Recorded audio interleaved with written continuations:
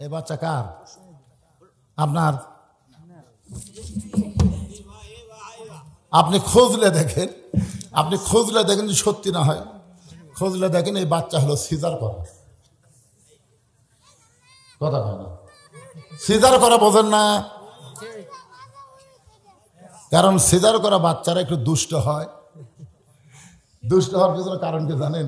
ওরা জন্মের 2-3 দিন আগে ওদিকে পেট কেটে বের করে, পেট কেটে বের করে দেখে ডাক্তার ঘুম পাড়তেছে। তো বাচ্চা যদি ঘুম পাড়ে ওই কি অবস্থা আছে, অচেতন করার জন্য এইরকম পাও ধরে ঘুরে, এই ঘুরে অচেতন করে, তখন আর মাথাত লাগে ঝাঁকি, ওই ঝাঁকিত লাগে এরা চঞ্চল বেশি হয়।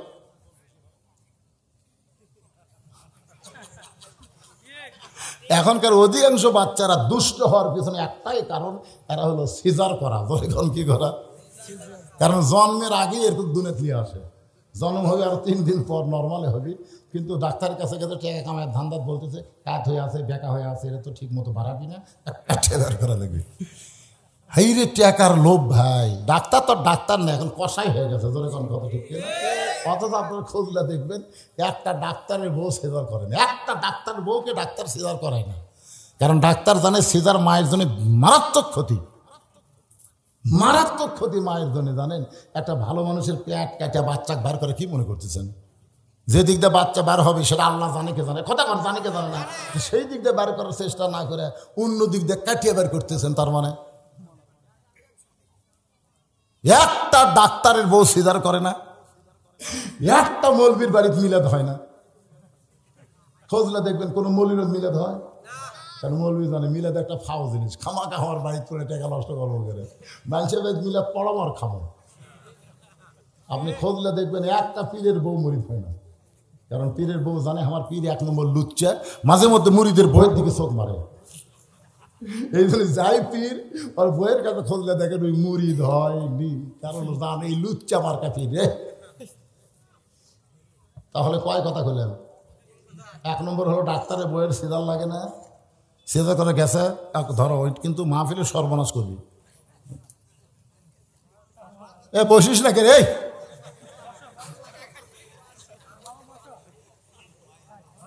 ভয় আছে, ভয় ওই আপনি ভয় দেখাবি।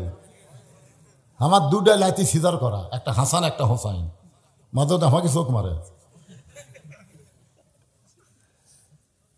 সুবহানাল্লাহ। কথা প্রসঙ্গে বললাম,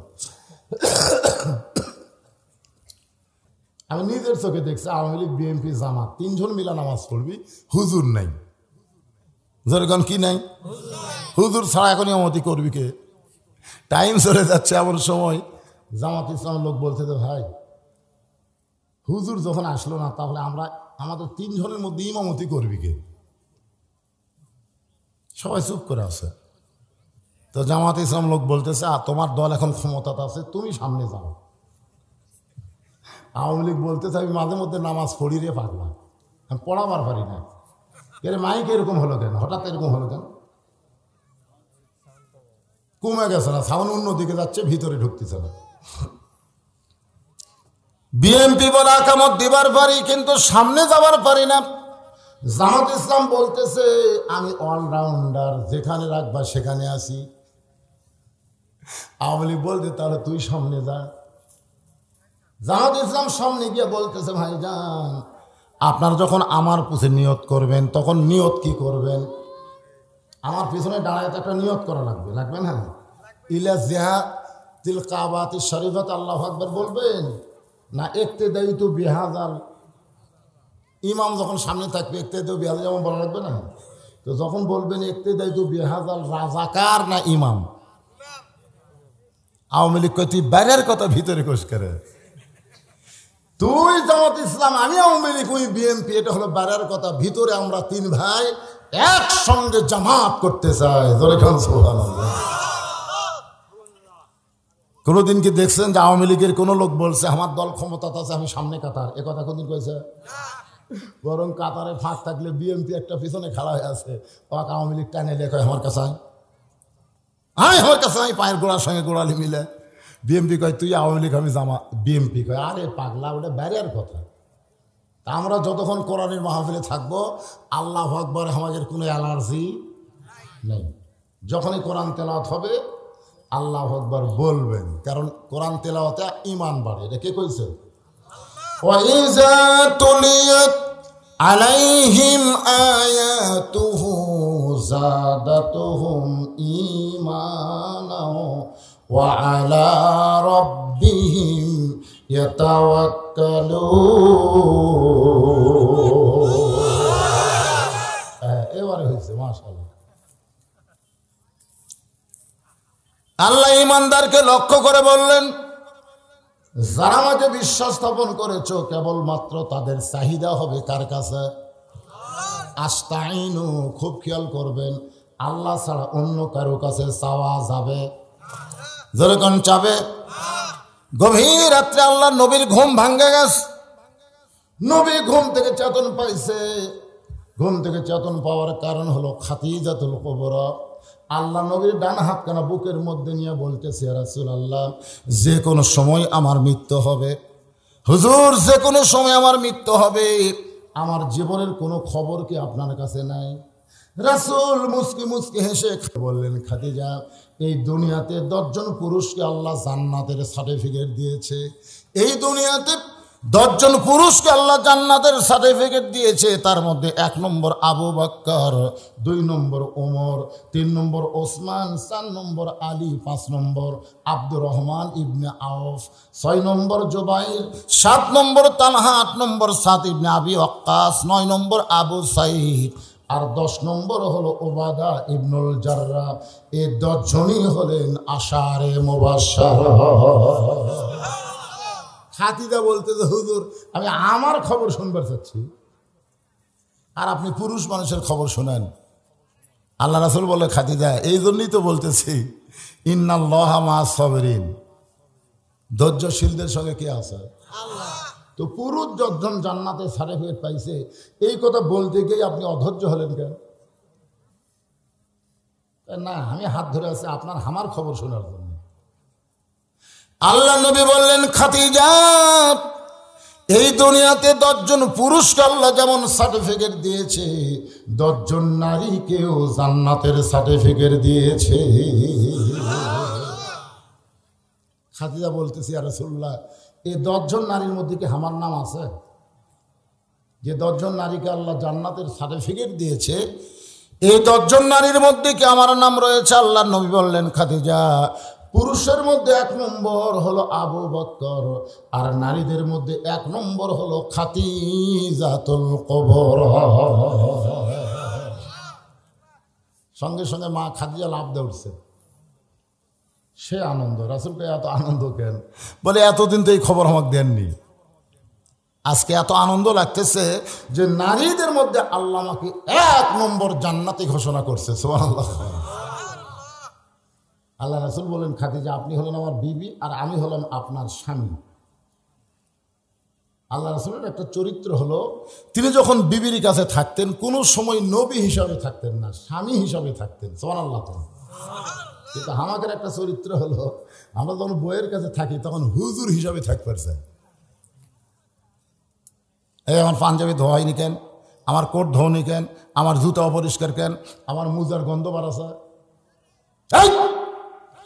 কি করিস রে?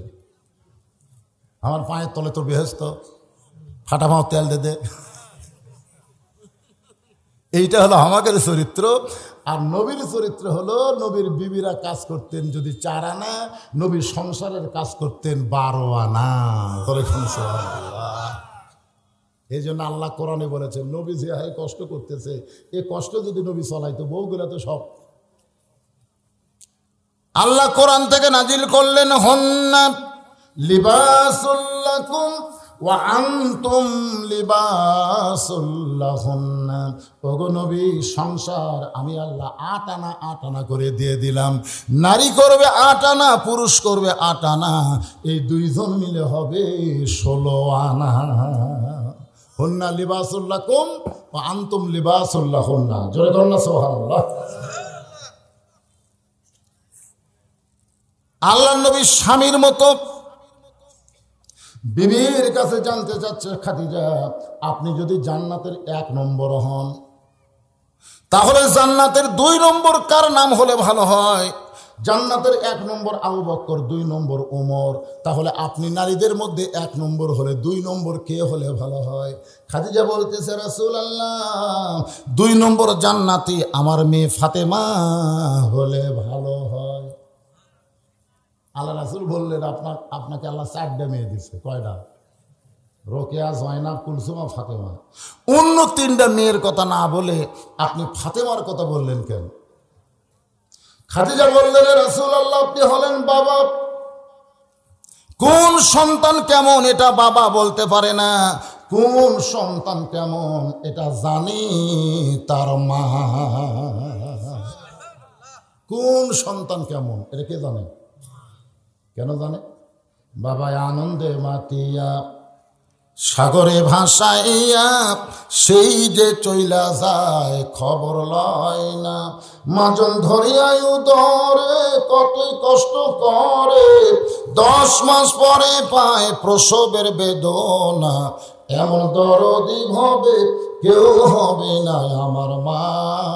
মা গো, আমি যখন ওয়াজের খুতবা দিলাম তখন মাইকটা খুবই ভালো ছিল, কিন্তু এরপর থেকে কি ডিস্টার্ব শুরু হলো না। যখন খুতবা দিলাম না তখন খুবই ভালো ছিল। এরা আসলে জনগণের কথায় এই মাইক অপারেটর ইচ্ছা মতো সাউন্ড বাড়াচ্ছে, কমাচ্ছে, ঘুরে ফেরে দিচ্ছে। আসলে জনগণ বেশি, বক্তা কয়জন? তো বক্তার কথা মতো মাইক চালানো লাগবে, শ্রোতার কথা মতো মাইক চালালে ওয়াজ হবে না। এই মাইক আলা কোথায় গেছে? কোথায় গেল? কোথায়? এই এদিক তাকাতো, এদিক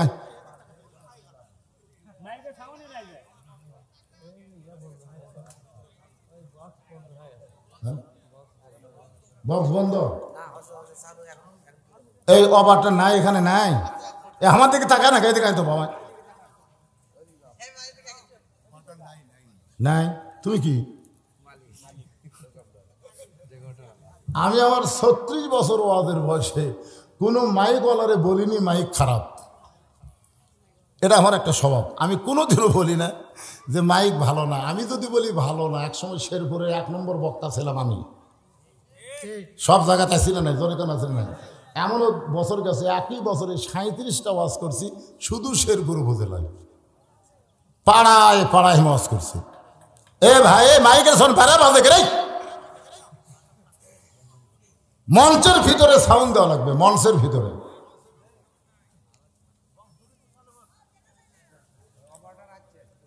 একটু জিকির করেন লা ইলাহা ইল্লাল্লাহ, লা ইলাহা। আর ইকো টিকো বাদ দাও, কোনো ইকো চলবে না, ইকো একবারে বাদ। লা ইলাহা ইল্লাল্লাহ, লা ইলাহা, লা ইলাহা ইল্লাল্লাহ বলো রে পাগল মন, লা ইলাহা ইল্লাল্লাহ বলো রে মুমিনগণ। এই কলেমার জন্যে নবীজি, এই কলেমার জন্যে নবীজি সহিলেন কত জালাতন, লা ইলাহা ইল্লাল্লাহ বলো রে মুমিনগণ, লা ইলাহা ইল্লাল্লাহ, লা ইলাহা ইল্লাল্লাহ মুহাম্মাদুর রাসূলুল্লাহ সাল্লাল্লাহু আলাইহি ওয়াসাল্লাম। এই যে ভাইজান, এই আপনারা সাইডে তাকান কেন? আপনাকে ঠিক মতো শুনবার পাচ্ছেন? কথা কয় না, পাচ্ছেন? বোঝা যাচ্ছে তো? তাহলে একটু মনোযোগ দিয়ে শোনেন। এটা রাতের মাহফিল হলে ঘড়ি দেখা লাগতো না, চলতো আর চলতো, জোরে কোন ঠিক কিনা? কিন্তু দিনের মাহফিল, কিন্তু কোন পরে আসরের সময় আসতেছে, এই সময়ের মধ্যেই তো কাম করা লাগবে, ঠিক কিনা? কন আল্লাহ রাসূল বললেন, খাদিজা আপনার পেট থেকে আল্লাহ 4টা মেয়ে দিছে। জোরে বলেন কয়টা? কিন্তু ফাতেমাকে আপনি 2 নম্বর জান্নাতি ঘোষণা করতে বলেন, আরো 3টা মেয়ে আছে, তাদের নাম কেন বাদ দিলেন? খাদিজা বলে, রাসূলুল্লাহ আপনি হলেন বাবা, আমি হলাম মা। কোন সন্তান কেমন সেটা বাবা জানে না, জানে তার মা। কি জন্য জানে? এজন্য গানটা ধরছিলাম, বাবা আনন্দে মাতিয়া সাগরে ভাসাইয়া সেই যে চইলা যায় খবর লয় না, মাজন ধরিয়ায় উদরে কতই কষ্ট করে, 10 মাস পরে পায় প্রসবের বেদনা, এমন দরদি ভবে কেউ হবে না আমার মা গো। আমাকে এক ছেলে বলতেছে, হুজুর 11 মাস আমার খিদা লাগে না, কিন্তু রোজ আর চাঁদ উঠলি খিদা লাগে, এত খিদা লাগে যে খিদার চোটে হোটেলের দরজাত কালো পর্দা দিয়ে হিজড়া হয়ে আমি ভিতরে খাই। যে সমস্ত মেয়েরা পর্দা মানে এরা হলো মেয়ে মানুষ, আর হোটেলের দরজাত কালো পর্দা দিয়ে রমজান মাসে যারা ভিতরে খায় এরা কিন্তু পুরুষও না মেয়েও না, এরা হলো হিজড়া। কথা কয় না, এরা কি হিজড়া? কি খুব খারাপ জিনিস তাই? আমি ঝিনাইদহ ওয়াজ করতে যাই শুনি ওই ইউনিয়নের চেয়ারম্যান হলো হিজড়া চেয়ারম্যান। ধরে কোন কি চেয়ারম্যান? স্বাধীনতার 50 বছর পরে এই বাংলার জমিনে একটা হিজড়া চেয়ারম্যান হচ্ছে। তা আমি বললাম, রমজান মাসে তোর খিদা বেশি লাগে, এটা জানবার চাইলে তোর মার কাছে যাওয়া লাগবে।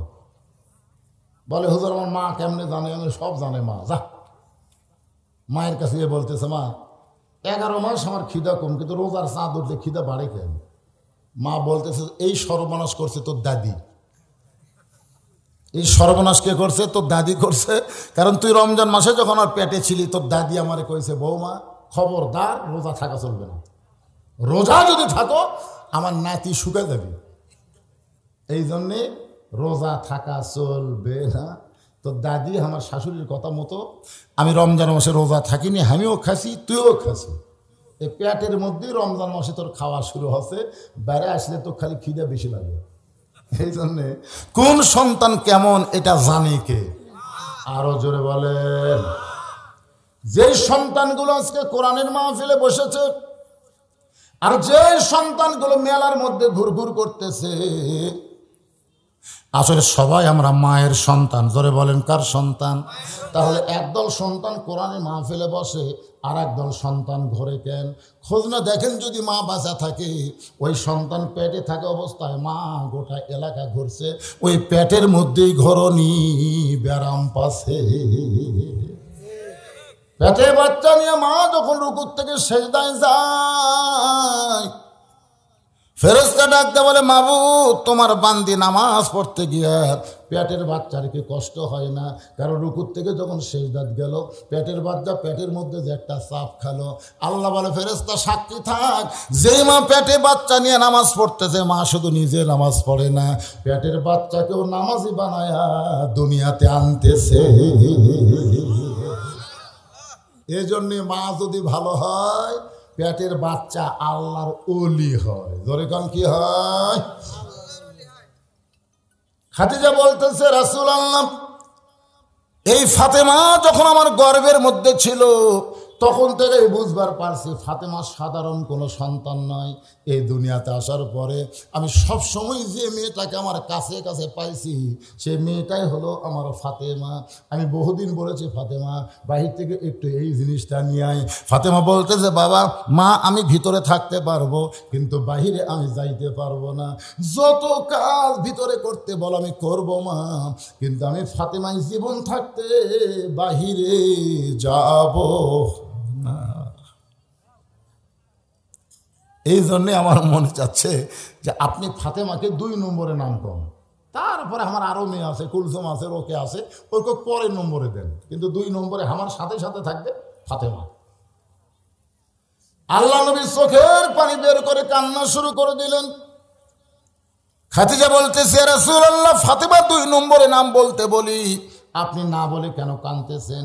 রাসূল বলে, খাদিজা আপনার কথা মতো ফাতেমা জান্নাতি নয়, ফাতেমা জান্নাতি নয়।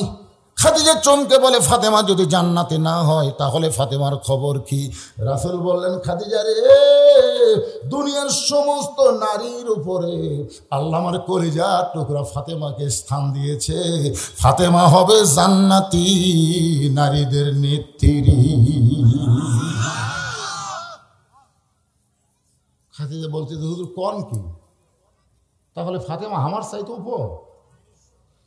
আল্লাহ রাসূল বলেন, এটা আমি বলিনি পাগলি, এটা বলেছে আমার আল্লাহ। আমার আল্লাহ বলেছে, কারণ আমি নবী হলাম ঘোষণাকারী, আমি খালি ঘোষণা করবার পারি, কিন্তু দেওয়ার মালিককে। আস্তাইনু বিসসবরি ওয়াসসালাম ইন্নাল্লাহা মা'আস সাবিরিন। আল্লাহর কাছে যদি আমরা কিছু পাবার চাই, তাহলে দুইটার মাধ্যমে চাওয়া লাগবে। একটা হলো ধৈর্য, আর একটা হলো নামাজ। এই দুইটার মাধ্যমে আল্লাহর কাছে চাওয়া যাবে, অন্য কোনো মাধ্যমে আমার আল্লাহর কাছে চাওয়ার সুযোগ নাই। রাসূল বলেছে, লা সালাতা লা ঈমান, যার নামাজ নাই তার কোনো ঈমান নাই। লা সালাতা লা দীনা, যার নামাজ নাই তার কোনো ধর্ম নাই। বাইনাল আবদি ওয়াল কুফরি তরকুস সালাত, বান্দার কাফেরের মধ্যে পৃথক করার জিনিসটা হলো নামাজ। যারা নামাজ পড়ে না, তারা যতই আল্লাহর কাছে কান্দুক, আল্লাহ তাদের দোয়া কবুল করবে না। খাদিজা বললেন, রাসূলুল্লাহ, কোন আমলের কারণে, কোন আমলের কারণে আল্লাহ আমাকে বাদ দিয়ে ফাতেমাকে জান্নাতি নারীদের নেত্রী বানালো? যদি মেহেরবানি করে একটু বলেন। আল্লাহ রাসূল বলেন, খাদিজা, ফাতেমার আমল হলো, আপনাকে বোঝানোর জন্য বলতেছি, খেয়াল করেন আপনার নাকের সাইজ কেমন, আপনার মুখের সাইজ কেমন, আপনার দাঁতের সাইজ কেমন। খাদিজা, এটা কি দুনিয়ার কোনো পুরুষ বলবার পারে? খাদিজা বলতেছে, রাসূলুল্লাহ, 40 বছর বয়সে আপনাকে যখন স্বামী বলে স্বীকার করলাম, ওই সময় মক্কার সবচাইতে ধনবতী রমণী ছিলাম। এই ধনবতী হওয়ার পিছনে কারণ হলো আমার অনেকগুলো ব্যবসা ছিল। এই ব্যবসার তদারকি করতে গিয়া হাজার হাজার পুরুষের সঙ্গে আমার লেনদেন হয়েছে। ওই পুরুষগুলো আমার নাকের সাইজ, মুখের সাইজ, গায়ের রং বলতে পারে। রাসূল বলে, খাদিজা রে, আপনি আমার বিবি হয়েছেন, এরপরও দুনিয়ার বহু পুরুষ মানুষ আপনাকে চেনে, কিন্তু এখন আপনি বলেন তো, ফাতেমার নাকের সাইজ, মুখের সাইজ, দাঁতের সাইজ কেমন, এটা দুনিয়ার কত পুরুষ বলবার পারে? খাদিজা কান্দের, নবী গো, আমি মা হয়ে বলতেছি, আমার ফাতেমা যখন জন্ম নিয়েছে, আমি নিজে মা হইয়া তাকায় দেখি, আমার আল্লাহ তাআলা ফাতেমাকে পর্দার ভিতরে কবুল করেছে। রাসূল বলেন, খাদিজা, আপনি মা হয়ে জন্মের সময় ফাতেমাকে পর্দার মধ্যে দেখেছেন, আমি বাবা হয়ে বলতেছি ফাতেমা পর্দার মধ্যে বড় হবে। ও ফাতেমা, ও খাদিজা, আমি নবী হয়ে বলতেছি, আমার ফাতেমা দুনিয়া থেকে যখন বিদায় নেবে, তখন পর্দার ভিতরে বিদায় নেবে। আমার ফাতেমার কবরটা কিয়ামত পর্যন্ত দুনিয়ার কোনো মানুষ খুঁজে পাবে না, এমন পর্দানিশী ফাতেমা, যার কারণে আল্লাহ তাকে জান্নাতি নারীদের নেত্রী বানাইছে। আমার মায়েরা যারা পর্দার অন্তর আছেন, একটু মনোযোগ দিয়ে শুনবেন। এখানে দুইটা বিষয় আমি আলোচনা করব। এক নম্বর বিষয় হলো নামাজ, আর একটা বিষয় হলো ধৈর্য। এই দুইটা বিষয়ের মাধ্যমে আল্লাহর কাছে আমরা চাইতে পারবো, অন্য কোনো বিষয় আজকে এখানে আনার দরকার নাই। আজকে ধৈর্য আমাদের এত বেশি হয়ে গেছে, অন্যায় দেখার পরেও আমরা ধৈর্য ধারণ করি। এখন ধৈর্য ধারণ করার কথা কোরআনে আল্লাহ বলেছেন, ধৈর্যশীলদের সঙ্গে আল্লাহ থাকবেন। এখন বলেন তো, ঘরে যদি আগুন লাগে, এমন সময় আপনি যদি বলেন ইন্নাল্লাহা মা'আস সাবিরিন, ধৈর্যশীলদের সঙ্গে আল্লাহ আছে, ওই সময় কি করবেন? এখানে ধৈর্য দিয়ে আপনি কি বুঝবেন? আগুনত পানি দিবেন না ছেলে আপনার সাঁতার জানে না, পুষ্কুনির মধ্যে পানি খাচ্ছে আর ডুবতেছে, আপনি বলতেছেন ইন্নাল্লাহা মা'আস সাবিরিন, ধৈর্যশীলদের সঙ্গে আল্লাহ আছে রে। এই কই আপনি ছেলেকে পানি থেকে তুলতেছেন না। হ্যাঁ, এই ধৈর্যের ব্যাখ্যাটা আমি আপনাদের বুঝাবো ইনশাআল্লাহ। মদিনাতে একদিন রাসূল ফাতেমার বাড়িতে গেছে। আল্লাহ রাসূল বললেন, ফাতেমা, তুমি হয়তো জানো না, একদিন গভীর রাত্রে তোমার মায়ের কাছে আমি নবী করছি বর্ণনা। আল্লাহ রাসূল বললেন, আল্লাহ তোমাকে জান্নাতি নারীদের নেত্রী বানাইছে। এটা কিন্তু ফাতেমা জানে না, এটা জানতো খাদিজা। ধরে কোন কে জানতো? খাদিজা মারা গেছে মক্কা। খাদিজা মারা গেছে কোথায়? নবুয়তের 10ম বৎসরে। নবুয়তের যখন 10 বছর, তখন খাদিজা মক্কায় মারা গেছে। আর নবী মদিনায় গিয়ে ফাতেমা বলতেছে, তোমার মায়ের সঙ্গে গভীর রাত্রে আমার একটা গল্প হয়েছে। ফাতেমা বলে, বাবা কি গল্প? সেই গল্পটা হলো, আল্লাহ তোমাকে জান্নাতি নারীদের নেত্রী বানাছে। ফাতেমা মুস্কি মুস্কি হাসতেছে। আল্লাহ নবী বলেন, ফাতেমা হাসতেছো কেন? বলে, বাবা আল্লাহ আমাকে জান্নাতের নেত্রী বানাইছে, এই জন্যে আমার মনে আনন্দ লাগতেছে। রাসূল বলে, ফাতেমা আল্লাহ তোমাকে জান্নাতি নারীদের নেত্রী বানালে কি হবে মা? আল্লাহ তোমার আগে একজন মেয়েকে জান্নাত দিবে। আপনারা সুবহানাল্লাহ বলেন, কিন্তু ফাতেমা সুবহানাল্লাহ কয়নি। ফাতেমা বলতেছেন, বাবা এটা কি করলেন? আমি জান্নাতের নেত্রী হব আর আমার আগে একজন মেয়ে জান্নাতে যাবে। সে মেয়েটার নাম কি, বাড়ি কোন জায়গায়? মেয়েটা এমন কি আমল করে যে আমল করার কারণে ফাতেমার আগে আল্লাহ তারে জান্নাত দিবে? রাসূল বললেন, ফাতেমা ওই যে একটা পাহাড় দেখতেছো? বলে হ্যাঁ। ওই পাহাড়ের পাশে একটা জঙ্গল দেখতে পাও? বলে হ্যাঁ পাই। ওই জঙ্গলের পাশে ছোট্ট একটা বাড়ি, ওই বাড়িটা হলো একটা কাঠুরিয়ার বাড়ি। ওই কাঠুরিয়ার বিবি জামিলাকে আল্লাহ তোমার আগে জান্নাত দিবে। ফাতেমা বলেন, বাবা সাধারণ একটা কাঠুরার বউ জামিলা কোন আমলের কারণে আমার আগে জান্নাতে যাবে? সে আমলটা একটু বলেন গো বাবা, আমি জান্নাতের নেত্রী হয়ে সবার আগে জান্নাতে যাবার চাই। আমি জান্নাতি নারীদের নেত্রী হব আর আমার আগে একদম জান্নাতে যাবে, এটা বেমানান। বরং মেয়েটা কি আমল করে এটা আপনি বলেন। আল্লাহ রাসূল বলে, ফাতেমা তুমি কি মনে করো আমি সব জানি? কোন আমলের কারণে তোমার আগে জান্নাতে যাবে এটা আমি বলতে পারবো না। এটা জানবার গেলে তোমাকে তদন্ত করে জানা লাগবে। সুবহানাল্লাহ হবেন না? তো তদন্ত বোঝেন আপনারা? তদন্ত বোঝেন? পরের দিন আসরের নামাজের পরে ফাতেমা চুপি চুপি ওই কাঠুরার বিবি জামিলার বাড়ির দিকে রওনা দেয়। মেয়েরা যখন রাস্তা দিয়ে যাবে, মেয়েরা শোরগোল করতে পারবে না, তাদের চুপি চুপি রাস্তা দিয়ে হাঁটতে হবে। মেয়েরা যখন রাস্তায় চলবে, আল্লাহ কোরআন কারীমের মধ্যে বলেন, ওয়াকরনা ফি বুয়ুতিকুন্না ওয়ালা তাবাররাজনা তাবাররুজাল জাহিলিয়াতিল উলা। আল্লাহ বলেছেন, মেয়েরা তোমরা ভাদার গ্রামে এসে, কি গ্রাম? ভাদার গ্রামে এসে তোমরা ওয়াজ শোনো, এ কথা কোরআনের কোনো জায়গায় নাই। তোমরা ওইরকম রাস্তা দিয়ে হেঁটে হেঁটে আসে ওয়াজ শোনো, এই কথা কোরআনের কোনো জায়গায় নাই। কোরআনে আল্লাহ বলেছেন, তোমরা ঘরের মধ্যে অবস্থান করো, তোমরা ঘরের বাহির হতে পারবা না। যদি ঘরের বাহির হও তাহলে হেজাব নিয়ে, পর্দা নিয়ে বের হওয়া লাগবে। এটা হলো আল্লাহর হুকুম। ওই জাহিলি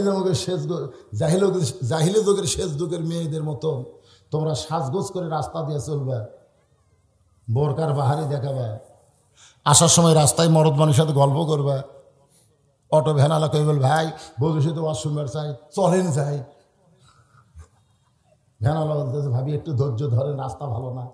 কিসের ধৈর্যটা? ওয়াজ শুরু হয়ে গেল। ভ্যানালা টাকা দেখে, ভাবি যাচ্ছে এগারো, ভাই ওয়াজ শুনবার আইছে তো কোনো লাভ নেই। একটা মেয়ে মানুষ সারা জীবন ওয়াজ শুনলে যে সব হবে, 1 মিনিট যদি বেপরদা হয়ে কথা বলে তার চাইতে বেশি পাপ হবে। আর মায়েদের জন্য বলতেছি, আমার সতর্ক হন, কারণ বর্তমান আমরা যে সন্তানগুলো পাইছি এরা সব ব্রাজিল আর্জেন্টিনার ভক্ত। ধরে কোন কথা ঠিক কিনা? কিন্তু আমরা ভবিষ্যৎ সন্তান চাই তারা ব্রাজিল আর্জেন্টিনার পতাকা টাঙ্গাবে না, এই বাংলার জমিনে তারা কলেমার পতাকা টাঙ্গাবে। ধরে কোন কথা ঠিক কিনা? একটা ছেলেও ভালো না, একটাও ভালো না। রাত 3টা পর্যন্ত আর্জেন্টিনার খেলা দেখে আর সালাত খায়ের নাম শোনার পরে ঘুমায় যায়। হাই রে যুবক, চিন্তা করতেছে, হুজুর এখন জুয়ান মানুষ তো, এখন পড়বো না, বুড়া হলে নামাজ পড়বো। তোমার বুড়াকালে নামাজ আল্লাহ ঠেকাও পড়েনি, আল্লাহ ঠেকাও পড়েনি তোমার বুড়ার নামাজ লিয়া।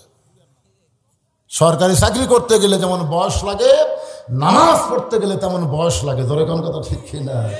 বুড়া বয়সে যতই সার্টিফিকেট দেখান, সরকার বলবে তোর চোখের খবর কি? কাছে কাছে, দূরে দেখতে পাই না। তোর হাতের খবর কি? কলম ধরলে কাল থরথর করে কাঁপে। তোর মাজার খবর কি? কয় চেয়ার ছাড়া তো বসবার পারি না। সরকার কয় সার্টিফিকেট ধুইয়া খা। এই জন্য সরকারি চাকরি করতে যেমন বয়স লাগে, আল্লাহর নামাজ পড়তে গেলে তেমন বয়স লাগবে। 60 বছর থেকে নামাজের তালিম দিতে হবে, নিয়ত কি করে করবে, রুকু কি করে করবে, এরকম তালিম হবে 7 থেকে 10 পর্যন্ত। ধরে কোন কথা ঠিক কি না? আর 10 বছর থেকে মারিয়া পিটিয়া নামাজ ধরান লাগবে। জুয়ানকালে লাইফের মধ্যে কম্বলের মধ্যে কুত্তে হয়ে ঘুম পাড়ছে, বাপ তাকে দেখে যে পাও নাই মাথাও নাই, 3টা পর্যন্ত খেলা টেকা বেটা গেল ঘুম থাকায়, কম্বল টানতে দেখে কম্বলের তলে ব্যাটার সাইজ আর সকালবেলা সাইড টিপে কুত্তের সাইজ, একই সাইজ, জিলেপি হয়ে গেছে, আগা মাথা বোঝা যাচ্ছে না। আল্লাহ হাসরের ময়দানে বলবেন, যুবকেরা শোনো, আল্লাহ বলবেন সর্বপ্রথম নামাজের হিসাব দেওয়া লাগবে। ধরে কোন কথা ঠিক কিনা? আল্লাহ বলবে তোমার শৈশবকালের, তোমার বুড়া কালের কোনো হিসাব আমি আল্লাহ নিব না, শুধু যৌবনের হিসাব দাও। যৌবনের হিসাব দিয়া তোমরা জান্নাতে চলে যাও। যুবকেরা যারা এসেছো বাজারে একটু মনোযোগ দিয়ে কথাগুলো শুনতে হবে। সুফি সুফি ফাতেমা জামিলার ঘরের দরজায় সালাম দিয়ে বলে, জামিলা, আমি নবীর মেয়ে ফাতেমা তোমার সঙ্গে একটু দেখা করবার চাই, মেহেরবানি করে একটু দরজা খুলে দাও। জামিলা দরজার ওপার থেকে ফোঁপায় ফোঁপায় কান্দে। ফাতেমা বলে, কান্দার কারণ কি? জামিলা বলতে, সারা জীবনের সাধনা জান্নাতি নারীর নেত্রী ফাতেমাকে আমি এক নজর দেখবার চাই। তো ফাতেমা বলতেছে, তাহলে কান্দার কারণ কি? দরজা খুললে আমার সঙ্গে তোমার দেখা হবে। জামিলা বলতেছে, এই দরজা খুলবো কেমনে, কারণ স্বামী আমার বাড়িতে নাই, আর স্বামীর হুকুম ছাড়া দরজা খোলা জামিলার জন্য জায়েজ নাই। আমার স্বামী হলো কাঠুরিয়া, কাঠ বিক্রি করতে গেছে বাজারে, ওই স্বামী বাড়িতে না থাকলে আমি ফাতেমার জন্যই দরজা খুলতে পারবো না। আজকের মতো আপনি ফেরত যান, আমার স্বামী যখন আসবে, আগামীকাল আপনি আসবেন, স্বামীর কাছ থেকে আগাম হুকুম নিয়ে রাখবো, আসা মাত্রই আমি দরজা খুলে দিব। ফাতেমার চোখটা দর দর করে পানি পড়তেছে। আল্লাহ, আমার হাসান হোসেনের বাবাকে আমি এত মানি না, একটা জামিলা কাটুরার স্বামীকে যেমন মানি। সুবহানাল্লাহ কবেন না? আমার হাসান হোসেনের বাবাকে তো আমি এত মানি না, আমি একটা ফাতেমা, আমার জন্য দরজা খুলতে স্বামীর হুকুম লাগে, এই মেয়ের ঘরের মধ্যে আমার ঢোকাই লাগবে। এমন কি আমল করে যে আমল করার কারণে আমার আগে আল্লাহ তার জান্নাত দিবে। ফাতেমা বললেন, জানি না, আগামীকাল এই সময় আবার আসবো ইনশাআল্লাহ। চলে গেলেন বাড়িতে। পরদিন আসরের নামাজের পরে ফাতেমা চুপি চুপি যখন রওনা দেয়, পিছন দিক থেকে ছোট্ট একটা বাচ্চা মা মা বলে ডাকতেছে। ফাতেমা তাকায় দেখে বাচ্চাটার নাম হলো হোসাইন। জিব্বাত কামড় খাইছে। হাসান যদি মা মা বলে ডাকতো, হাসানকে বুঝাবার পারতো, কিন্তু হোসাইন যখন ডাকতেছে, এরে বুঝান যাবে না। আল্লাহর নবী বলেছেন, ফাতেমা, আমি দুনিয়া থেকে বিদায় নেওয়ার মাত্র 6 মাস পর্যন্ত তুই দুনিয়াতে থাকবে মা। ফাতেমা রে, শুনে নে, আমি নবী বিদায় নেওয়ার পরে আমার সমস্ত সাহাবী মিলে যে কষ্ট পাবে, তার চাইতে বেশি কষ্ট পাবে আমার হাসান হোসাইন।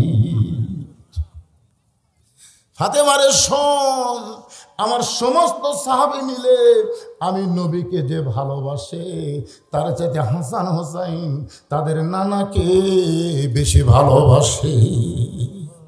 মা, আমি দুনিয়া থেকে যাওয়ার 10টা বছর যদি তুই দুনিয়াতে থাকতে পারতি মা, তাহলে তুই হাসান হোসাইনকে আদর্শ হক বেশি দিবার পারতি। কিন্তু আল্লাহর কি নির্মম পরিহাস, আমি নবী চলে যাওয়ার 6 মাস পরে তোকে দুনিয়া ছাড়তে হবে মা। আমি একটা অনুরোধ করে গেলাম, আমি নবী যাওয়ার পর এই 6টা মাস হাসান হোসাইনকে এত আদর করবে মা, এরা যেন নানা বিদায় হয়েছে বুঝবার পারে না।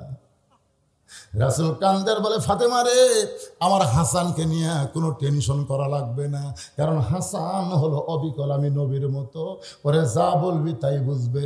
কিন্তু হোসেন একটু জেদি মা, এই হোসেনকে আমি নবী এত ভালোবাসি রে, আমার জীবনের চাইতে অনেক বেশি। মা, আমার হোসেনকে তুই যেন কোনোদিন কষ্ট দিস না। যেই হোসেন বলছে যে মা, গতকাল তোমাকে বিকেলবেলা ঘরে পাইনি মা, আজ চোরের মতন চুপি চুপি কোথায় যাও, আমিও তোমার সঙ্গে যাবার চাই। ওই ছোট্ট হোসাইনকে নিয়ে ফাতেমা জামিলার ঘরের দরজায় চিৎকার করে বলতেছে, মা এই ভাঙ্গা ঘরে এমন কে আছে মা, তুমি তার দরজায় কেন আসো? তুমি যদি চাও গোটা পৃথিবী আল্লাহ তোমার কাছে হাজির করে দিবে। সুবহানাল্লাহ। কারণ প্রত্যেকটা সন্তান তার মাকে সবচাইতে বেশি ভালোবাসে। এটা আমার মা কে রে? পৃথিবীর শ্রেষ্ঠ জ্ঞানী হত আলীর বউ হচ্ছে আমার মাও। সুবহানাল্লাহ কন্যা। শ্রেষ্ঠ নবীর মেয়ে হচ্ছে আমার মা ফাতেমা। সেই মা আমার কার বাড়ির দরজা আসে রে? এই মা, এই বাড়িতে কে আছে মা? গতকালে তুমি আইছিলে, আজকেবার আইসা। ফাতেমা বলে, জামিলা দরজা খুলবা। জামিলা বলতেছে, 1 ঘন্টা হলে দরজা খোলার জন্য বসে আছি, কিন্তু কে যেন চিল্লা চিল্লি করে কথা কয়, ওই বাচ্চাকে নিয়ে যদি আপনি ঢুকতে চান তাহলে আজকের মতো আপনি ফেরত যান। কারণ আমার স্বামী শুধু আপনার ব্যাপারে হুকুম দিচ্ছে। আপনি কারে যেন নিয়ে আইছেন মা বলে চিল্লাই। ফাতেমা বলতেছে, জামিলা আমার ছোট বাচ্চা হোসাইন, বয়স হচ্ছে মাত্র 4 বছর। এই 4 বছরের বাচ্চা ভিতরে ঢুকলে সমস্যা কি? জামিলা বলতেছে, পর্দা বিষয়ে মনে কম জানেন। জামিলা ফাতেমাকে বলতেছে, পর্দা বিষয়ে মনে কম জানেন আপনি। আপনার হোসাইন যদি 2 বছরের হতো তাহলে সাথে নিয়ে ঢুকলে কোনো সমস্যা হতো না, কিন্তু 4 বছর যখন হয়েছে ওই বেড়া যায় আমার সব কথা মানুষ বলবার পারবে। জোরে কোন কথা ঠিক কি না? হোসেন বলতেছে, মা এই বেদব মেয়ে, এই বেদব মেয়ে আমাকে ঢুকবার দিয়ে অনুমতি দেয় না, তুমি এই বেদবের কাছে কেন আইছো? সঙ্গে সঙ্গে ফাতেমা হোসেনকে বুকের মধ্যে নিয়ে কপাল একটা চুম্বন দিয়া বলে, হোসাইন তুই যারে বেদব বেদব বলতেছিস, তোর নানা বলেছে ওই ভিতরের মেয়েটা নাকি তোর মায়ের আগে জান্নাতে যাবে। তুই তো ভালোই বেদব বেদব বলতেছিস, কিন্তু তোর নানা কি কথা? তোর নানা কইছে আমার আগে ওই মেয়েটাই নাকি জান্নাতে যাবে। হোসেন বলতেছে, তাহলে তো আসল জায়গাতে পেঁচ লাগিছে। মনে বড় আশা ছিল আমি যাব মদিনায়। সবাই বলেন, মনে বড় আশা ছিল আমি যাব মদিনায়। সমস্ত লোক আব্দুল আলিমকে বলতেছে, ভাই গান পাল্টান, গান পাল্টান। সবাই বলেন, মনে বড় আশা ছিল যাব মক্কা মদিনায়।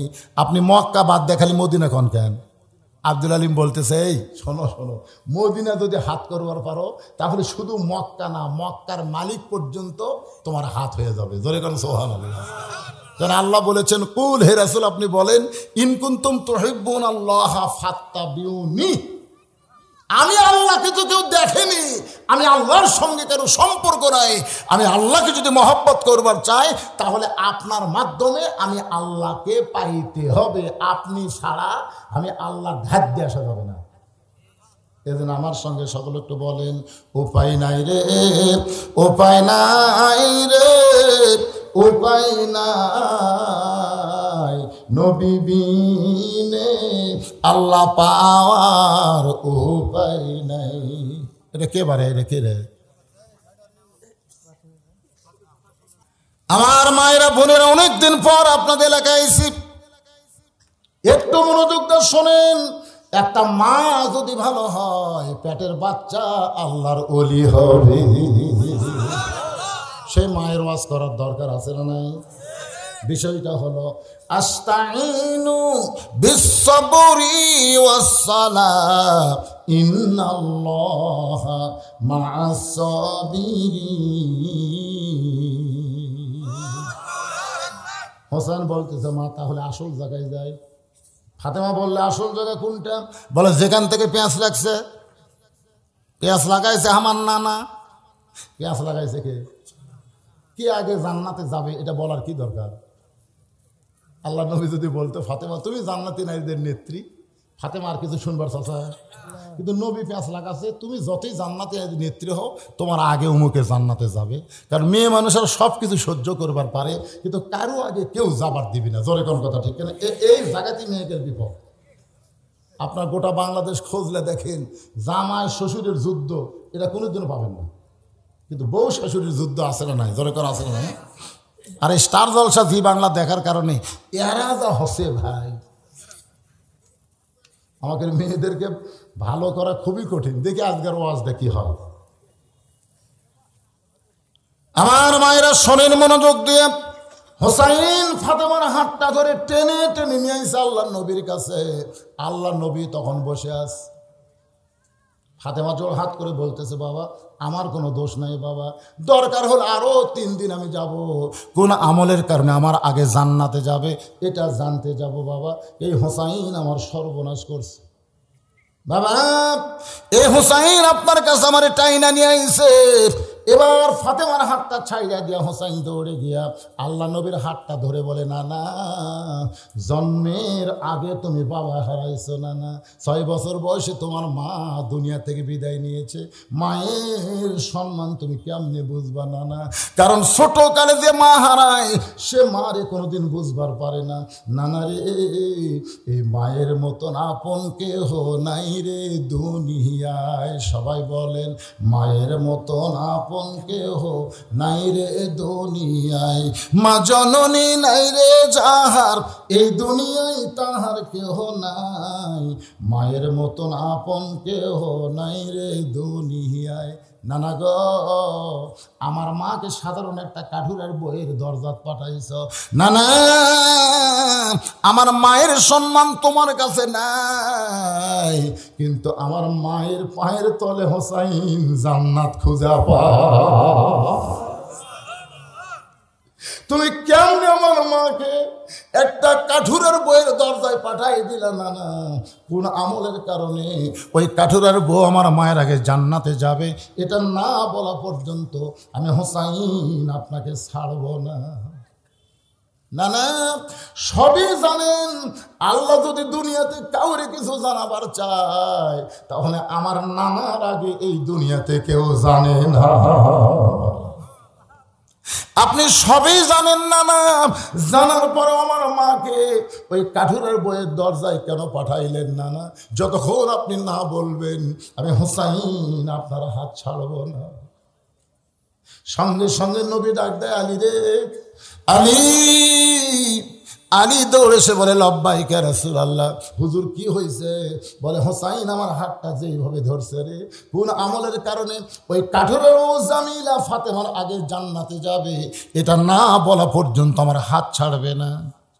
আলী বলতেছে, হোসাইন হাত ছাড়া দাও, নানার হাত ছাড়া দাও, বেয়াদবি করো না। হোসেন বলতেছে, বাবা আপনি বলেন তো, আমার মায়ের আগে কাঠুরের বউ কোনোদিন জান্নাতে যাবার পারে? এইটা আমার নানা কেমনে কইছে? নবী বলতেছে, আলী রে, আমি তোকে বলার হুকুম দিলাম, বল, তুই বল। হোসাইন তো আমার হাত সহজে ছাড়বে না। আলী বলে, হোসাইন তাহলে শোনো, কোন আমলের কারণে ওই সাধারণ কাঠুরের বউ জামিলা তোমার মায়ের আগে জান্নাতে যাবে যদি জানবার চাও তাহলে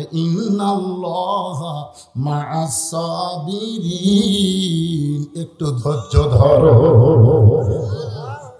চুপ করে ফাতেমা হোসেন বসে গেছে। এবার হযরত আলী বয়ান শুরু করেছে। ফাতেমা, তোমার কি মনে আছে একদিন দুপুর বেলায় তুমি আমার কাছে এসে কাঁদতেছো? আমি বললাম, বিবি কেন কান্দো? ফাতেমা বলে, স্বামী আপনি জানেন না, হাসান হোসাইন ক্ষুধার জ্বালায় কাঁদতে কাঁদতে ঘুমায় গেছে, চেতন পাইলেই খাবার চাবে, কিন্তু গোটা বাড়ি লক্ষ্য করে দেখলাম এই বাড়িতে কোনো খাবার নেই। স্বামী গো, আমিও জানি আপনার পকেটে পয়সা নাই, কিন্তু হাসান হোসেন ক্ষুধার জ্বালায় যখন কাঁদবে আমি মা কিন্তু সহ্য করতে পারবো না। এই জন্য আমার এই ওন্নাটা গোপনে আপনার কাছে নিয়ে আসলাম। এই ওন্নাটা বিক্রি করে যে টাকা হবে সেই টাকা দেয়া বাজার থেকে একটু খাবার নিয়ে আসেন। আলী বলে, ফাতেমা তোমার ওন্নাটা নিয়ে বাজারে গেলাম বিক্রি করব, কিন্তু ওন্নাটা ভয়ে পকেটের মধ্যে ঢুকায় রাখলাম। পকেট থেকে বের করে খরিদ্দারকে দিব, আর খরিদ্দার যদি বলে কার ওন্না, আমি যদি বলি আমার বউ ফাতেমার ওন্না, তাহলে খরিদ্দার মনে মনে চিন্তা করবে স্বামী যখন বইয়ের কিছু বেচা খায় ওই স্বামী তো দুর্বল হয়ে গেছে। আলী বলে, ফাতেমা আমি জ্ঞানী হওয়ার কারণে তোমার ওন্না পকেটের মধ্যে নিয়ে বাজারে ঘুরতেছি, কার কাছে বিক্রি করব খরিদ্দার খুঁজে পাইলাম না। এমন সময় এক খরিদ্দার বলে, আলী ভাই আপনি মনে হয় কিছু বিক্রি করবেন। আলী চমকে বলে, আমি কি বিক্রি করব তুমি কেমনে জানো? আমি তাকায় দেখে খরিদ্দার একটা ব্যাগ আমার সামনে মেলে ধরল। বললো। আমি পকেট থেকে ওন্না বের করে ব্যাগের মধ্যে দিলাম, সঙ্গে সঙ্গে খরিদ্দার আমাকে 6টা দিরহাম দিল। আমি 6টা দিরহাম নিয়ে বাজারে খাবার দোকানে গেলাম। দোকানদারকে বললাম, ভাই এই 6টা দিরহামের যে খাবার হবে তাড়াতাড়ি আমাকে প্যাকেট করে দাও।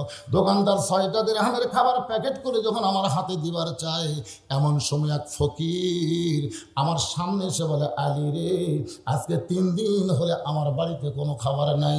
আলী, যদি পারো আল্লাহর হস্তে আমাকে একটু দান করো। আমি আলীর সঙ্গে গেলাম, 6টা দিরহামের খাবার প্যাকেট হয়ে গেছে। এমন সময় ফকির আমার কাছে খাবার চাই, আমি কি দিব?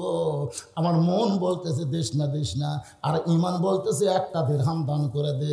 1টা দিরহাম যদি ফকিরকে দেশ, বাকি 5টা দিরহাম নিয়ে খাবার নিয়ে যাকে দিবার চাই। এমন সময় আল্লাহর কোরআন বলতেছে, ওমা তুনফিকু মিন শাইইন ফি সাবিলিল্লাহি ওয়াফা ইলাইকুম ওয়া আনতুম লা তুযলামুন। আলী রে, ফকিরকে যদি 1টা দিরহাম দিস, আল্লাহ তোকে 10টা দিরহাম ফেরত দেবে। ফকিরকে 2টা দিরহাম দিলে আল্লাহ তোকে 20টা দিরহাম দেবে। আলী রে, ওই ফকিরকে যদি 6টা দিরহাম দাও, আল্লাহ তোমাকে দুনিয়াতে 60 দিরহাম দিয়ে দিবে। আলী বলে, ফাতেমা, ও ফাতেমা, আল্লাহর কোরআনের মধ্যে কোনো সন্দেহ, আল্লাহর কোরআনে কোনো ধোঁকা, আল্লাহর কোরআনে কোনো গোজামিল। আমি আল্লাহর কোরআনকে বিশ্বাস করে 6টা দিরহাম ফকিরকে দিয়ে দিলাম। ফকির হাসতে হাসতে যখন চলে গেল, এমন সময় দোকানদার বলে, আলী ভাই, খাবার টোপলা করলাম, সেই টোপলা কি আপনি নেবেন না? আলী বলতেছেন, ইন্নাল্লাহা মা'আস সাবিরিন, ধৈর্যশীলদের সঙ্গে কে আছে? একটু ধৈর্য ধর। খাবার টোপলা নেব না, খাবার বস্তা নেব। তুই 2 বস্তা খাবার প্যাকেট কর। দোকানদার লব উল্টা গায়ে 6 দিরহামের টোপলা লিবার পারলো না, তাই এবার 2 বস্তা খাবার প্যাকেট করবার বলে। আলী বলতেছে, কিছুক্ষণ পরে যেন 2 বস্তা খাবার নিবার পারি, একটু ধৈর্য ধর। দোকানদারকে ধৈর্য ধরার কথা বলে হযরত আলী বাজারের মধ্যে ঘুরতেছে। এমন সময় একজন মানুষ উট নিয়ে বাজারের দিকে আসতেছে। আলীর সালাম দিয়ে বলে, আলী ভাই, উটটা কি কিনবেন নাকি? আলী বলতেছে, উট কেনার পয়সা তো আমার পকেটে নাই। উটওয়ালা বলতেছে, বাকি কিনবেন, বিক্রি করে টাকা দেবেন, এটাও কি পারবেন না? 100 দিরহামে উটটা বাকি নেন, বিক্রি করে আমাকে টাকা দেবেন। আলী বলেন, ফাতেমা, ওই উটওয়ালার কাছ থেকে 100 দিরহামে উটটা নিয়ে আমি বাজারের মধ্যে গেলাম বিক্রি করতে। চারিদিক থেকে খরিদ্দার এসে বলতেছে, আনা মাদিনাতুল ইলমি ওয়ালিউ বাবুহা। রাসূল বলেছেন, আমি হচ্ছে ইলমের শহর, আলী হচ্ছে সেই দরওয়াজা, সেই জ্ঞানের দরজা। আজকে উট বিক্রি করবার বাজার আইছে, দেখবার যদি চাও চলো যাই। সবাই হযরত আলীকে ঘিরে ধরেছে, উট কেউ কিনতে চায় না। সবাই বলে, হুজুর হয়ে কেন এই ব্যবসা শুরু করলেন? এমন সময় একজন খরিদ্দার বলে, আলী ভাই, বাজার ভালো না রে, বাজার ভালো না। দুনিয়ার সবচাইতে উত্তম জায়গা হলো আল্লাহর ঘর, আর দুনিয়ার সবচাইতে খারাপ জায়গা হলো হাট বাজার। বাজার ভালো না ভাই, এই বাজারে আপনার মতন আলেমকে বেশিক্ষণ থাকা চলবে না, তাহলে উটটা দিবি কে? তখন বলতেছে, আমাকে দিবেন। আলী বলতেছেন, কত দাম দিবা? বলে 160 দিরহাম। যে বলছে 160 দিরহাম, সঙ্গে সঙ্গে হযরত আলী উটটা বিক্রি করে উটওয়ালাকে 100 দিরহাম ফেরত দিয়ে বাকি 60টা দিরহাম নিয়ে দোকানে গেছে। দোকানদার রাগ করে 2 বস্তা প্যাকেট করে বসে আছে। আলী বলে, দাম কত? দোকানদার কয় 60 দিরহাম। 60 দিরহামে 2 বস্তা খাবার 2 কান্দে নিয়ে আলী চলে গেলেন বাড়ির দরজায়। ফাতেমা, তোমার কি মনে আছে, আমার 2 কান্দে 2টা বস্তা দেখার সঙ্গে সঙ্গেই তুমি দরজা বন্ধ করে দিলে? আলী সালাম দে বলে, ফাতেমারে দরজা খোলো। ফাতেমা বলে, অন্যা বিক্রি করার টাকা দিয়া বড় জোর 1 টোপলা খাবার হতে পারে, 2 বস্তা কোথায় পালেন? যতক্ষণ না বলবেন দরজা খুলবো না। সতী সাধবী নারী যারা স্বামীর কামাইয়ের প্রতি বিশ্বাস করে, তারা ঠিক কিনা? প্রতিদিন ঘুষের টাকাতে মাছ আনে, গোস্ত আনে, বউ খালি সমানে দরজা খোলা কয়, এর চাইতে বড় ইলিশ মাছ পাওয়া যায় না, এর চাইতে বড় মাছ নাই। কেউ তোর স্বামী বেতন পায় 11,000, বাসা ভাড়া 12,000, তারপরে প্রতিদিন হাজার হাজার টাকার বাজার করে, এই টাকা পায় কোথায়? মায়েরা শোন, মেয়ে মানুষ যদি ভালো হয়, পুরুষ মানুষ ভালো হতে বাধ্য হবে। জোরে কোন কথা ঠিক কিনা? বাধ্য। ফাতেমা দরজা খুলতেছে না, অন্য বিক্রি করে টাকা দিয়ে বড় জোরে 1 টোপলা খাবার হবে, 2 বস্তা খাবার কান্দেত করে নিয়ে আসেন, খাবার পালেন কোথায়? আলী বলতেছে ফাতেমা একটু দরজা খুলে দাও। ফাতেমা বলতেছে আগে হিসাব দেন, আগে হিসাব দেন, তারপরে দরজা খুলবো। হাসান হোসেন না খায় আছে, ফাতেমা এরকম জেদ করো না, দরজা খুলে দাও। ফাতেমা বলতেছে হালাল কামাই একটা খেজুর খাও, হারাম কামা দিয়া কোরমা পোলা খাইলে হবে না। এই দেহটা জান্নাতের জন্য তৈরি করা লাগবে স্বামী, জাহান্নামের জন্য কোনো মুমিন মুসলমান দেহ তৈরি করবে না। যে দেহের মধ্যে হারাম ঢুকছে, শোনেন, আমি আপনি যতই নামাজ পড়ি, এই দেহ জান্নাত যাবে না। দরকার না খেয়ে থাকেন, না খেয়ে থাকেন, কিন্তু হারাম খাওয়া এ কথা কর না কেন যাবে। আমি হাদিস শরীফের ব্যাখ্যা থেকে আশ্চর্য হয়ে গেলাম। আল্লাহ রাসূল বললেন এমন একটা পাপ আছে যেই পাপ তওবা করলেও আল্লাহ মাফ করবি না। সব সাহাবী তো কান্দাকাটি তুলে দিছে, যেমন কোনো পাপ যেইটা তওবা করলেও আল্লাহ মাফ করবি না, এই পাপ কি রে? রাসূল বললেন শিরক করলে সে যদি তওবা করে ইমানের পথে আসে, আল্লাহ মাফ করে দিবে। মানুষ খুন করলে, জিনা করলে, মদ খেলে, যা কিছু পাপ করুক, যদি পাপ গোপন থাকে, সে তওবা করলে আল্লাহ গোপনে তাকে মাফ করে দিবে। কিন্তু এমন একটা পাপ রাসূল বললেন যেটা তওবা করলেও মাফ হবে না। সাহাবেরা বললেন হুজুর এইটা কোন পাপ? আল্লাহ রাসূল বললেন যারা সুদ খায়, যারা সুদ খায় এরা তওবা করলেও আল্লাহ মাফ করবে না। কেন নাউজুবিল্লাহ, জোরে কর না একেবারে। যারা সুদ দেয়, যারা সুদ দেয় তাদেরকে আল্লাহ তওবা করলে মাফ করবে, কিন্তু যারা খায় এই শালাকের মাফ নেই। সাহাবারা বললেন হুজুর তাদেরকে গতি কি? আল্লাহ রাসূল বললেন যাদের থেকে এরা সুদের টাকা লিছে, তাদের বাড়ির যায় সুদের টাকা ফেরত দিয়ে তাদের পাও ধরে মাফ চাওয়া লাগবে। তারা যদি মাফ দেয় তারপরে আল্লাহ তওবা কবুল করবে। এখন আপনাকে এই ভাদার এলাকায় কারা কারা সুদ খায়?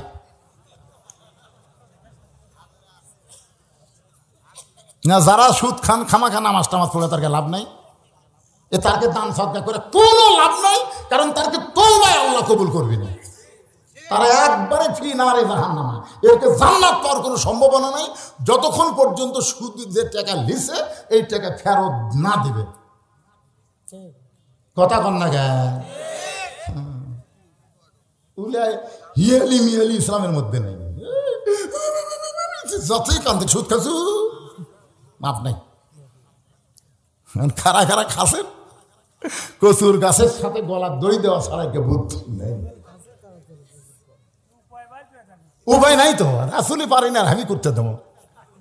উপায় একটাই আছে, যাদের কাছে সুদ দিয়েছে তারকে কয় টাকা নিয়েছেন হিসাব করে করে তার হোক ফেরত দেন। যদি হিসাব মতো দিবার না পারেন তার থেকে মাফ নেন। ভাই রে ভাই ভাই, এই বৈশীদের ওয়াজের আগে আমি তো সমানে খাইছি রে, কিন্তু আজকে ওয়াজ যা শুনবো আমার তো জান্নাত নাই, মাপ দে ভাই, মাপ দে ভাই। আর যদি মরিয়া যায় ওর নামে ওই টাকা দান করেন, যত টাকা সুদ নিয়েছেন ওই টাকা ওর নামে দান করেন। কি মনে কষ্ট নিচ্ছেন? ঘড়ি দেখে লাভ নাই, এখন বাঁচতেছে 4:45, দরকার হলে 4:30 আমরা আসর বলবো, অসুবিধা আছে?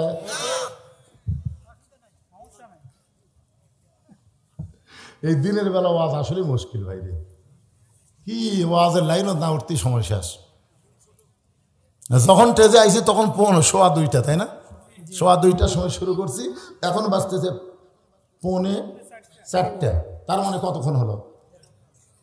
1.5 ঘন্টা ওয়াজ হলো। বিরক্ত হচ্ছেন?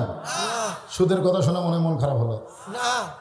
মন খারাপ করে লাভ নাই বাজান, মন খারাপ করে লাভ নাই। এখনো হায়াত যখন আছে চেষ্টা করার দরকার আছে না? জোরে করে আছে না? কোন কথা বলতেছিলাম একটু মনোযোগ দেন।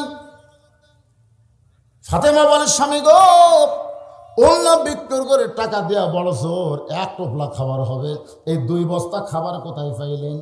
যতক্ষণ না বলবেন ততক্ষণ দরজা খুলব। আলী বলতে হাসান হোসেন কিন্তু চেতন পাবে, চেতন পাইলেই যখন খাবার চাবে তখন করবা কি? ফাতেমা বলে মরে যাবে, আমার ঈমান থাকা অবস্থায় আমার সন্তানকে বাড়তি খাওয়াবো না।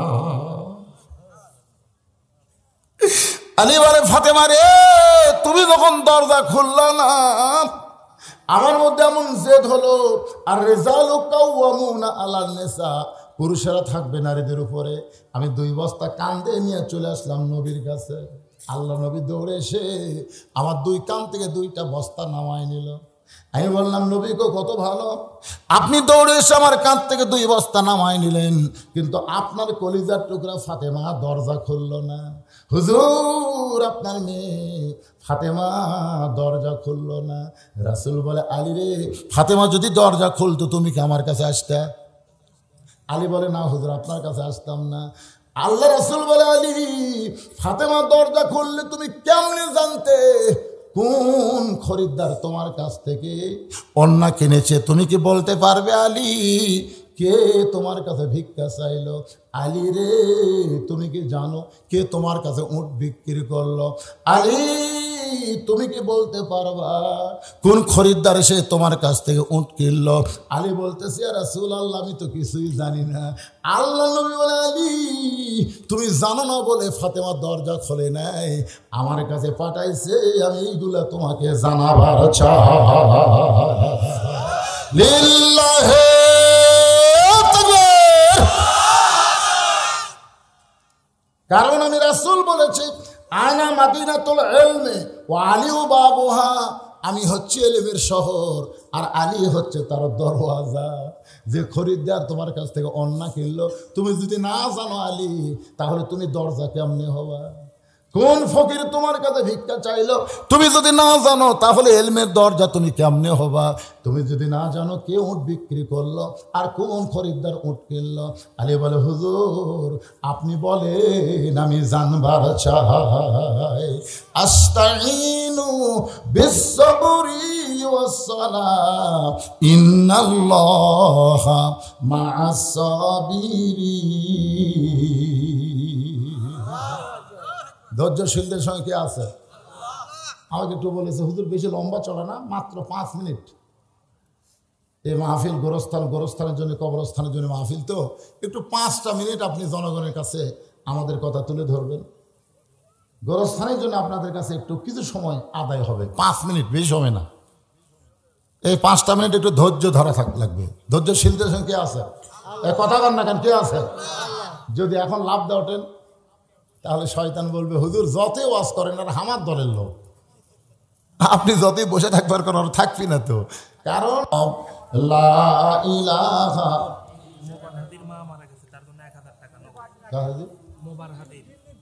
মোবার হাজির মা মারা গেছে 3 দিন আগে। মায়ের কথা মনে করে আজকে গোরস্থান, এই গোরস্থানে দাফন হচ্ছে নাকি? পারিবারিক গোরস্থানে দাফন হয়েছে। মায়ের জন্য 1000 টাকা দান করেছে, আমরা দোয়া করি আল্লাহ মায়ের কবর জান্নাতের টুকরা বানায় দেন, আল্লাহুম্মা আমিন। বড় পোখরা থেকে আমার ভাইদের একটা বোন জিন্না 200 টাকা দান করছে, আল্লাহ দান কবুল করেন। কেন মায়ের বোনদের মধ্যে যে টোপলা আদায় হলো সেটা নিয়ে আইছে এখানে হচ্ছে এখানকার গুলাগুটি এই জায়গায় সামনে থন তো পারে, সামনে থন তো টোপলাটা সামনে থন। একা দেখবার চাল আমার লিয়া গেছে।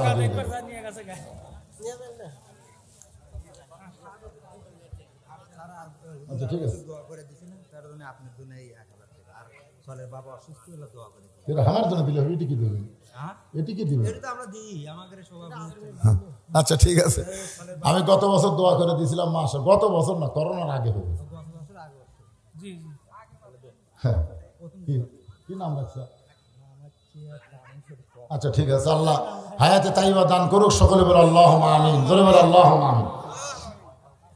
আসেন এখন আলোচনা শুরু করবো। আদায় যা হয়েছে হয়েছে, আবার রাতে মাহফিল হবে, আদায় হবে ইনশাআল্লাহ, ইনশাআল্লাহ। একটু জিকির, যারা দাঁড়াইছেন বসেন, সবাই বসেন, কেউ যায়নি, সবাই বসে আছে।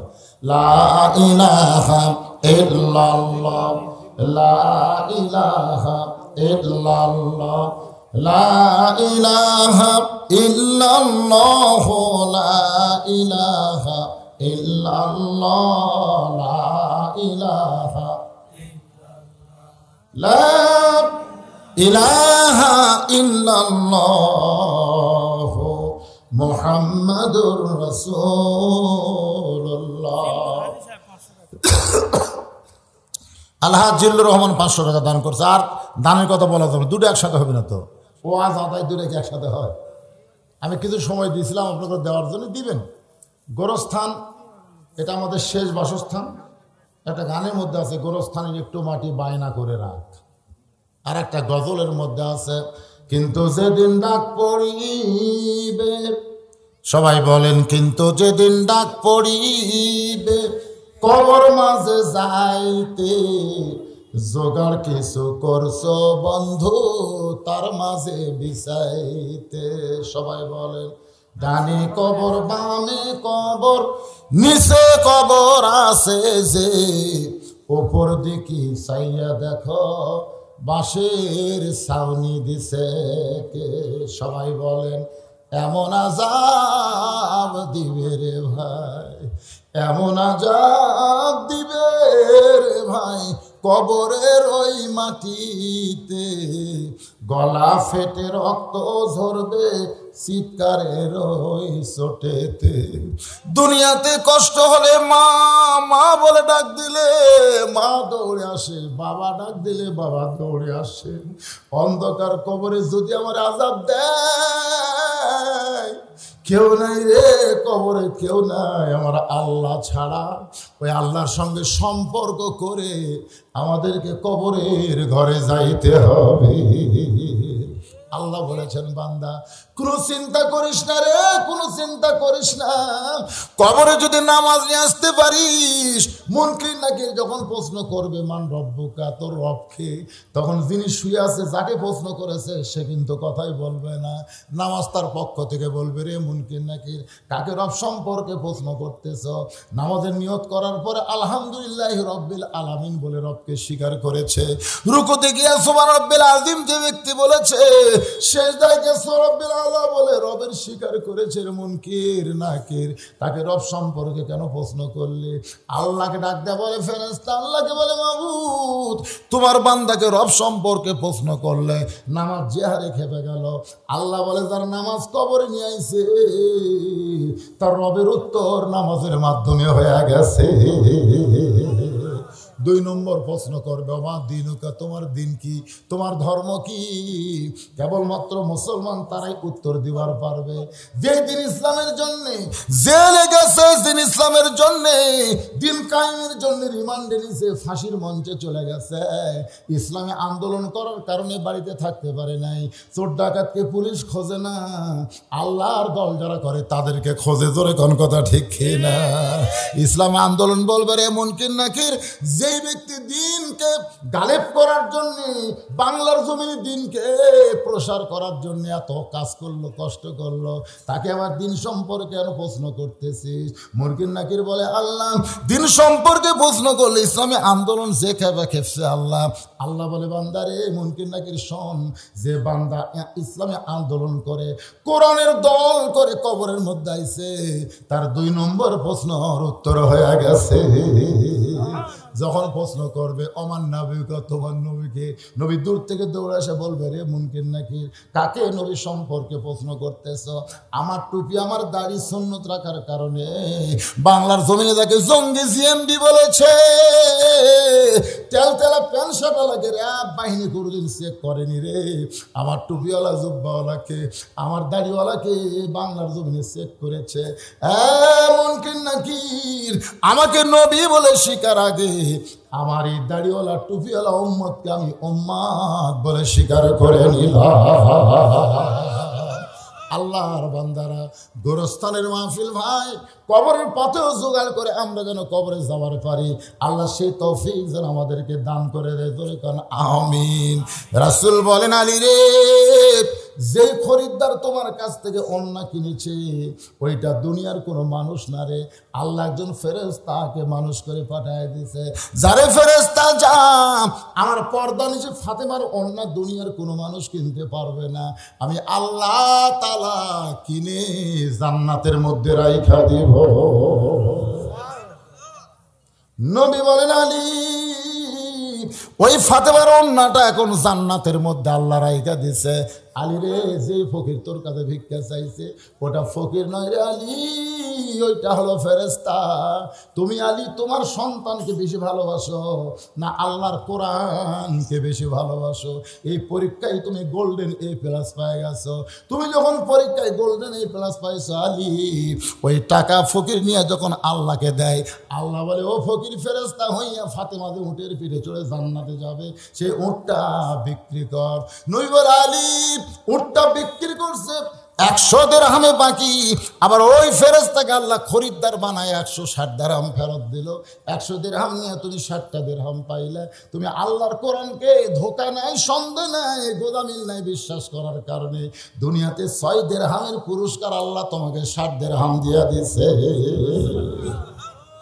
ফাতেমা বলতেছে এই ওয়াজ করতেছেন দানের, আমি শুনবার চাচ্ছি আমার আগে কাঠুরে বউ জান্নাতত কেমনে যাবি? আলী বলতেছে ফাতেমা তুমি যখন জান্নাতে যাবে, জান্নাতি নারীদের নেত্রী হওয়ার কারণে আল্লাহ তোমাকে একটা উট বাহন হিসাবে দিয়া দিবে। সুবহানাল্লাহ। তুমি যখন উটের পিঠে চড়ে জান্নাতে যাবার শুরু করবা, কিছু দূর যাওয়ার পরে উটটা আর জান্নাতের দিকে যাবে না, উটটা হামানিয়া খাড়া হয়ে যাবে। ফেরেশতা বলবে আল্লাহ তোমার জান্নাতি নারীদের নেত্রী ফাতেমা উটের উপরে জান্নাতে যায়, কিন্তু উটটা যে জান্নাতের দিকে যায় না, আল্লাহ এখন কি করব? আল্লাহ বলে ফেরেশতা উটটা যদি যাবার না চায় তাহলে টানা টানা নিয়ে যাওয়া লাগবে। ফেরেশতা বলে আল্লাহ কি ধরে টানবে? উটের তো টানার মতন কিছুই নাই।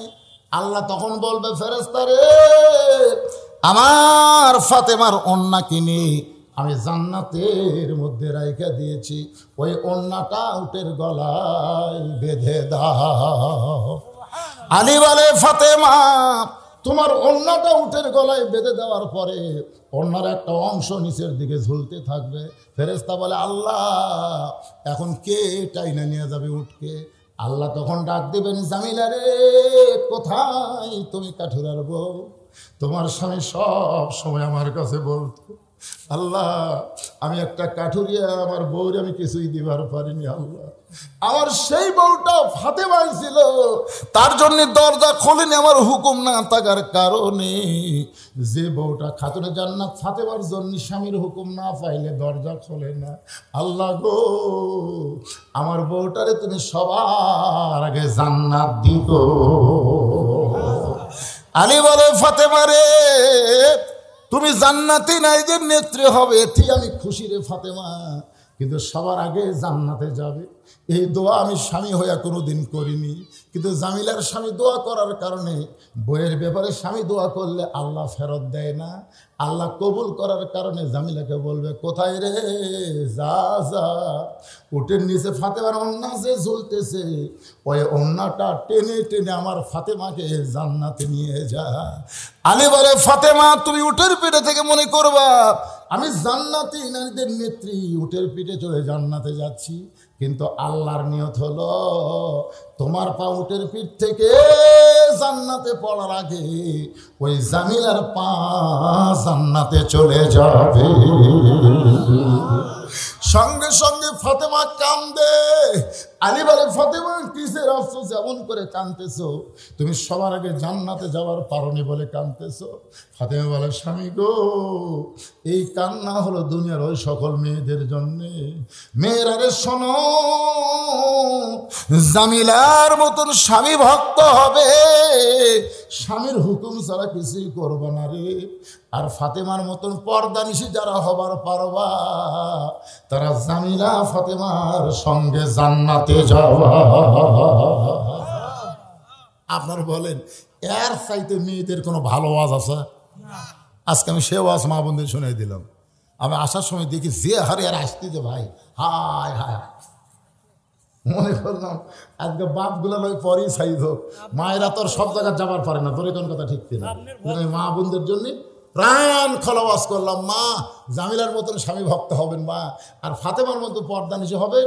আল্লাহ পাক আপনাদেরকে ফাতেমা জামিলার সঙ্গে জান্নাত দিয়ে দিবেন ইনশাআল্লাহ।